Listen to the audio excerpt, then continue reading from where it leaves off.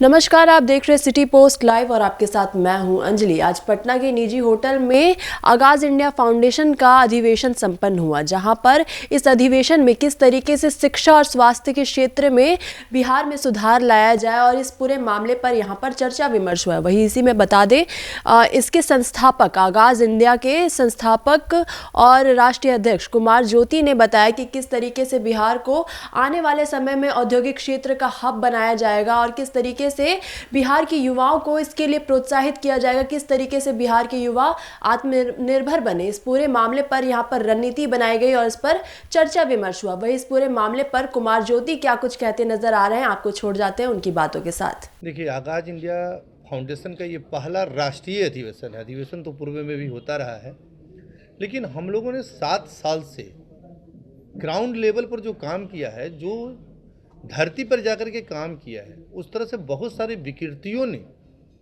जिस तरह से बिहार की व्यवस्था को, बिहार में जिस तरह से औद्योगिक संरचना है उसको पीछे ढकेलने का काम किया है, ठेलने का काम किया है।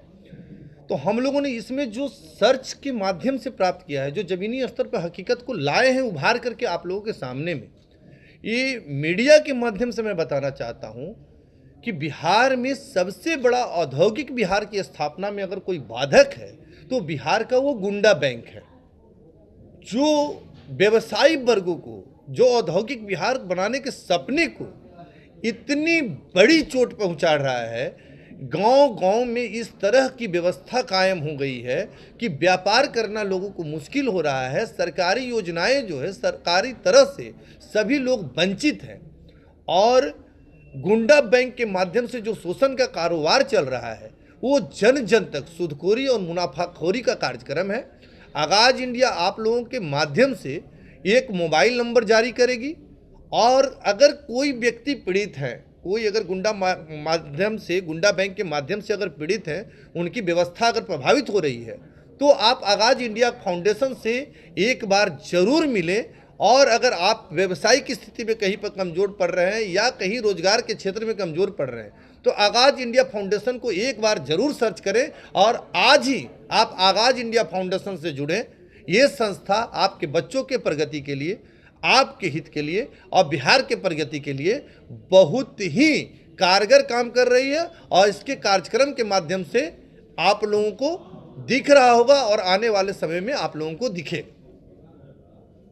आगामी और क्या-क्या योजनाएं हैं आगाज इंडिया फाउंडेशन का जनहित में? जनहित में बहुत सारे कार्यक्रम हमारे चल रहे हैं।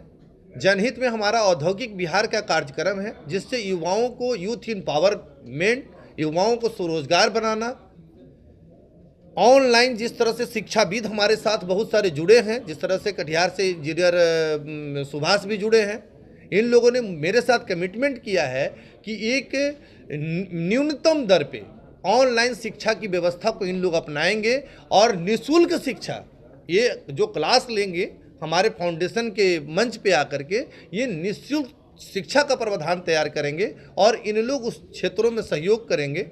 और आगाज इंडिया फाउंडेशन का जो माध्यम है कि कहीं भी कोई शोषित, वंचित, पीड़ित अगर बचा है, समाज के अंतिम पायदान तक आगाज इंडिया फाउंडेशन उस अंतिम पायदान तक पहुंचे और उसमें अपनी सहभागिता, बिहार के विकास में भागीदारी को सुनिश्चित करे, ताकि लगे बिहार वासियों को कि आगाज इंडिया फाउंडेशन ने भी बिहार के विकास में अपना समुचित योगदान दिया है। विकास जी, आपने देखा होगा कुछ दिन पहले एक नामी संस्थान बच्चों का करोड़ों रुपया लेकर पटना छोड़कर भाग जाता है। वैसी स्थिति में जब एक आम मध्यम वर्गीय परिवार अपने बच्चों की शिक्षा में अधिकांश पैसा खर्च कर दे रहा है, तो क्या आपको लगता है कि आगाज इंडिया फाउंडेशन का जो ये प्रयास है, इस प्रयास से एक मध्यम वर्गीय परिवार को राहत मिलेगी? मैं बताना चाहता हूँ, आपने फिटजी की बात किया होगा। फिटजी कोई मामूली संस्था नहीं है, लेकिन इसके पीछे आप मीडिया बंधु को जानना चाहिए कि इसके पीछे सफ़ेद पोश कौन है। उतनी बड़ी रकम गया तो कहाँ गया, वो लेकर गया तो क्यों गया। पटना में बहुत सारे कार्यालय चल रहे हैं, उस कार्यालय का पुलिस वेरिफिकेशन क्यों नहीं होता है। आप लोग मीडिया के लोग इसकी अभियान चलाइए, प्रत्येक ऑफिस की जांच होनी चाहिए। प्रत्येक लोग अनलीगल तरीके से रह रहे हैं, लीगल तरीके से रह रहे हैं, उसकी जांच होनी चाहिए। आप लोग उसका खुलासा कीजिए। आप लोगों को, आप चौथे स्तंभ हैं, आपको हर पब्लिक रजिस्ट्रेशन की जानकारी होनी चाहिए और सारे लोगों की समस्या जितना है समस्या आज फिटजी है, ये सफ़ेद पोस्ट का मामला बनता है। मैंने गुंडा बैंक का मामला उठाया ना। आज सूदखोरी इतने चरम पर है कि बिहार में आए दिन कोई ऐसा जिला नहीं है कि 4 से 5 लोग आत्महत्या नहीं करते हैं, और घर घर की समस्या बन चुकी है।